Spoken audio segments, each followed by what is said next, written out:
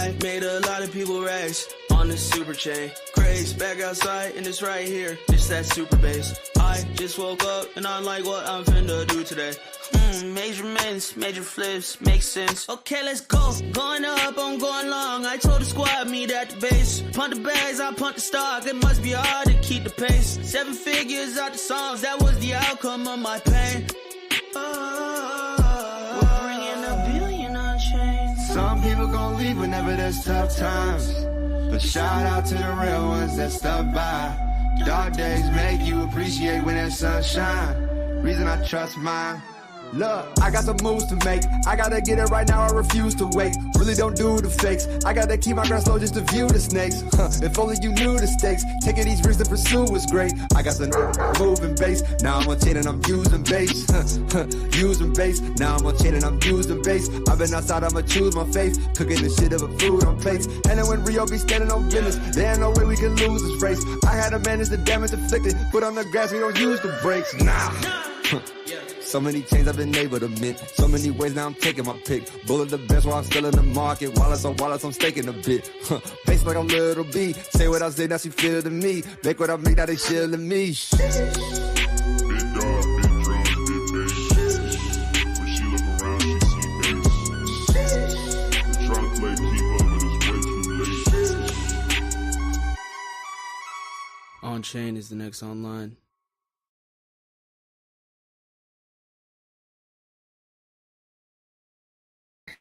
Hello, everybody. Welcome to this edition of Onchain Stories. Super excited to be here. I'm Jesse Pollack, your host, creator of Base. And today I'm joined by Roberto Bayardo, one of the Base core contributors who leads all of our core protocol development. Roberto, can you just quickly introduce yourself and share a little bit about what you work on at Base? Yeah, hey, Roberto, as Jesse said, I've been at Coinbase for about 2.5 years now, and, I've kind of seen it as my mission to help Coinbase move on chain, similar to Jesse's. Specifically, what I've been working on, I've been hacking on OP Stack, contributing code to core Ethereum clients. We did a lot of the prototyping for 4844, for example, and just figuring out, continuing to make Ethereum scale, make OP Stack better, and growing the on-chain economy. I love it. And thank you for all of your contributions. It's been really incredible to see.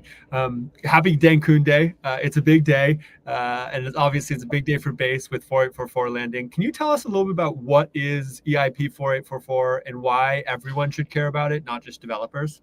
Yeah, I mean, EIP-4844 it's really one of the first major scaling improvements to Ethereum to land in several years, really. And you can think about it as sort of like adding a carpool lane specifically for rollups, right? In that it increases capacity for L2 transactions. So the total sum of transaction throughput from L2s goes up dramatically with EIP-4844. And what that means, at least in the shorter term, is fees are going to drop dramatically. So users of Base and other rollups are going to really notice that impact right away. That's awesome. And do you have any idea of how big an impact that's going to be? What should people be expecting as we're kind of counting down the hours until EIP-4844 lands for Base? Yeah, there's a lot of estimates. So we did a little bit of number crunching where we looked at all the data that current L2s are posting to the L1. And found that the total sum of data is much less than the new capacity being added by EIP-4844. Now, EIP-4844 also has a new fee market. So put those things together, and that means blobs are basically going to be free at first. And so if you do the math with that, we're going to see 90 to 99% drops in L2 transaction fees on Base and other superchain chains. Might vary a little bit with some other rollups. We'd use pretty aggressive compression to take advantage of it as much as possible. But how it pans out in the long run, it's a little harder to say. Demand will increase. We might see transactions grow to the point where execution costs increase. But the bottom line is this is strictly a growth in capacity. So fees will drop, I think, pretty dramatically. I think even over the longer term, it's going to be at least 10x. And it sets us up for more growth in the future as well, right?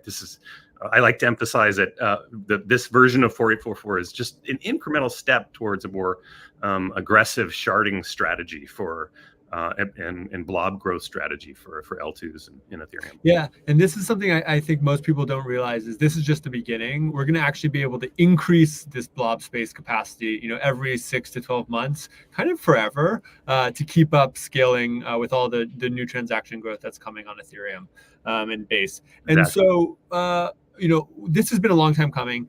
People have been working on it for 2 years, and in particular, the Base team, and before the Base team even existed, Coinbase have been working on this for 2 years. Why was it important for Coinbase to be involved? Yeah, as you know, Jesse and I worked together on this actually to evaluate platforms on which we might build on chain. Ethereum was like the no-brainer, right? Coinbase's brand synonymous with security and trust. So is Ethereum. Perfect match. Only concern was scalability. We loved the scalability roadmap, the roll-up centric roadmap that existed at the time, but we just needed it to happen faster. Right? You try to dump a user base the size of Coinbase's on chain, you really need that higher throughput. So 4844 was gelling at the time, and it was clearly the nearest term impact for improving scale, and so it just made sense for us to just jump in and see what we could do to accelerate it. And can you share a little bit about like how did Coinbase contribute and Base team contribute over the last 2 years? What were some of the kind of key milestones or contributions that the team made? Yeah, so we were involved with. So there was the initial proposal we weren't involved with. It was primarily Proto Lambda and Denkrad, and they started. They did like a they chuckle when they call it a prototype at ETH Denver last 2 years ago. But we jumped in shortly after and paired up with Proto and Mofi Taiwo from OP Labs to start developing a more robust prototype, I guess you could say. I wasn't involved right away there. It was Michael DeHoog who initially started it. But as you know, I came in a little bit later to continue running with that. And so, yeah, we built prototypes of the EIP-4844 in Geth on the execution layer and in Prism on the consensus layer. And we had some help from Terrence from the Prism team as well. And then I did an Aragon implementation as well, just to show that multi-clients were possible.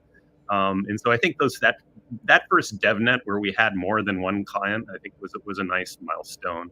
And then, come January of last year, we had this workshop where all the client teams were kind of, there was a work stream to get everyone on a DevNet with a working 4844 prototype. So I think that is like the real key milestone when this stuff is like really clear where everything was coming together. Yeah, and that was actually in Austria. All of the Ethereum core devs flew together to prep for the merge hard fork, which was going to happen, and then to also accelerate the Denkun 4844 implementation. And it was 150 people who all flew together to work together. We locked ourselves in a big cavernous space for a week and just hacked. And that was the first time I'd actually been on the ground with Ethereum core developers kind of working together. Yeah. And it was so mind-blowing for me, just the level of both decentralization. I mean, teams and individuals coming from all over the world, coming from all different backgrounds, coming from all different teams and kind of businesses that were working, but then the level of collaboration that came from it. It's like everyone sat down and said, how are we going to go from, a bunch of things that kind of work to a fully working DevNet with all the clients running on it with 4844. And we did it. That was really incredible. Kind of crazy, especially since the main purpose of that workshop was Shanghai, not so much 4844. We had to fight a little bit, right, to get that 4844 stream there. And I think it was remarkably successful. And not just from the prototyping, but I think having all those people there, a lot of super sharp folks, and even Vitalik was there making some comments on like SSD encoding and how could we use it more broadly, which stimulated some additional discussions, which ended up refining the spec, simplifying the spec, and improving the spec, right? And so, so much about that really was just a critical, I think, milestone on the path to 4844. Yeah, I love it. Okay, and so 4844 is going to go live today around 5 p.m. Pacific time on Base. It's already live on Ethereum, but we're going to upgrade to support it. That's going to lead to huge fee reductions. What's next for Base in the superchain ecosystem? Kind of like, what are some of the other big technical milestones that we're looking at for the rest of the year? Yeah. Well, first of all, just some quick terminology. 4844 went live on Denkun. It doesn't go live on the L2. What goes live on the L2 is our Ecotone, at least on superchain, the Ecotone hard fork which starts using blobs on the L1. We don't have blobs in the Thank L2 you. for obvious reasons. It's sort of it's a just a nuance, technical nuance, but I like to be precise. So as for what's next, we want to continue investing in data availability scaling. We're gonna hit that limit as soon as we get more users and more transactions. And so one of the things, the natural next step is like, well, we went out really conservatively, right? 3 blobs per block with a max 6. So it's about 384 kilobytes per block, which is, sounds small. And it is kind of small, but again, it's enough for now, but it won't be enough forever. And so we think we can increase that number. We need to work with Ethereum Foundation to conduct the analysis and prove that's the case. And so whatever the next hard fork is, almost certainly, I think we're going to be bumping up some of those constants. Beyond that, I think we need to actually get to where we start sharding, right? EIP-4844 introduces a concept of blobs, but every validator still has to download every single piece of data that constitutes the chain and allows it to derive the state. The real beauty of the blob strategy is sharding, right? You probably heard of dank sharding. This is where every validator only has to download a chunk of it, right? And so this is how you really scale the data availability. And so dank sharding is pretty complicated. It's going to be a while before that's delivered. But there's some more other incremental steps being considered. There's something called peer DAS, which is a more limited sharding strategy, which should start getting us in that direction. That's something we haven't started contributing to that yet, but it would be sort of an obvious place for us to jump in and start looking at it. And yeah, stop me if I'm rambling too much. There's so much. Great. This is perfect. But the other thing is, bottlenecks are going to shift to execution once, data availability is effectively free. And we have, a pretty reasonable, double the throughput on L2 that you can get on the L1, but, why can't we 10x it, right? So we want to look at doing, optimizations that will allow us to accelerate block times, increase the gas limit, et cetera, et cetera, et cetera. Yeah, so tons of work that we have already lined up to kind of increase throughput, decrease cost for Base. We're not stopping here. Our goal is 1 second, 1 cent transactions for everyone everywhere in the world. And then I think on the other side, folks have asked a lot about decentralization. We're also making really great progress there. There's some exciting news coming soon on the fault proofs that the Optimism team will be sharing. So excited for that next milestone there. The Security Council that Base is going to be using in OP mainnet is also live now, and we're going to be gradually migrating to use that so that we have more decentralization and more security.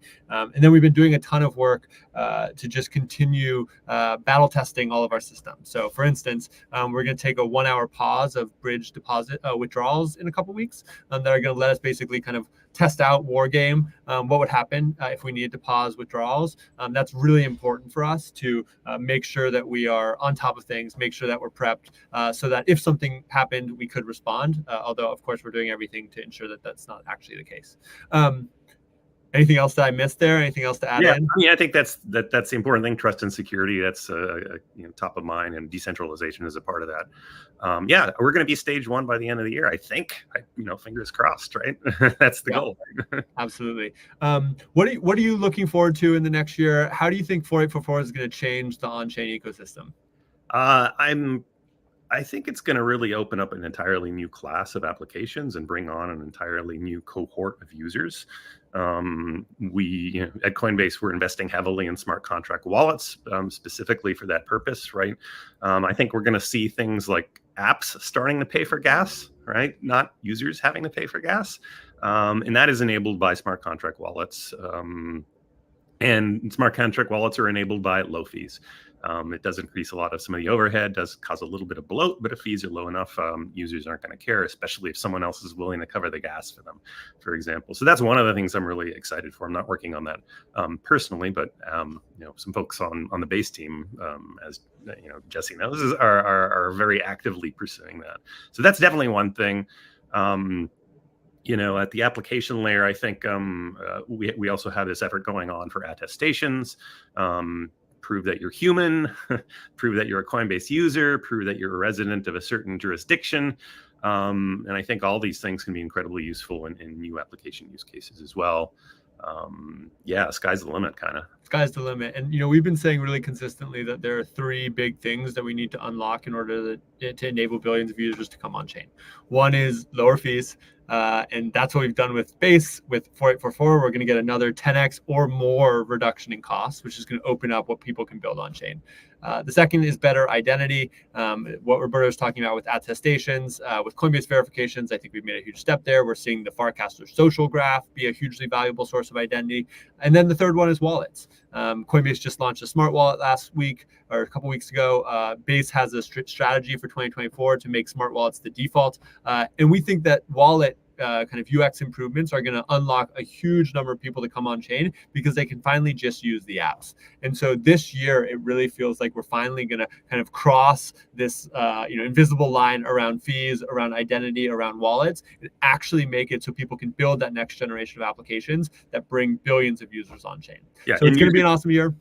The users won't even realize they're on chain. They won't even realize they're on chain. I know I can awesome send apps. money to my friend in some different country without having to do a 3-day wire transfer, and everything just works, right? Yep. It's incredible. Instant global transactions for everyone. Yeah, So a huge milestone today, so much more work ahead.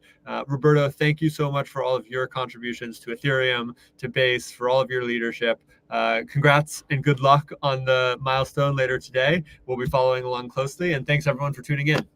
Thanks so much, Jesse.